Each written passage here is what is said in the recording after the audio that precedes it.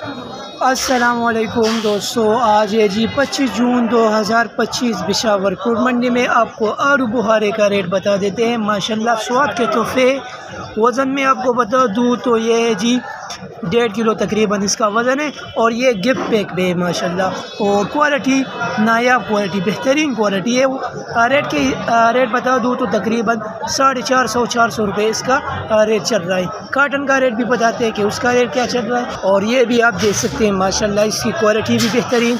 वज़न तकरीबन 4.5-5 kg तकरीबन इसका वज़न होगा। क्वालिटी भी बेहतरीन है, और इसका रेट चल रहा है जी 800 रुपये। ये आपको मिलेगा। बलूचिस्तान वाले भी आपको दिखाते हैं। और ये है जी बलूचिस्तान का आलू बुहारा। माशाल्लाह ये साइज़ में बेहतरीन होता है। अभी इसका सीज़न चल रहा है। ये तकरीबन 650 से लेकर 900 रुपये के दरमियान तकरीबन इसका रेट चल रहा है। इसका साइज़ आप देख सकते हैं माशाल्लाह बेहतरीन साइज़।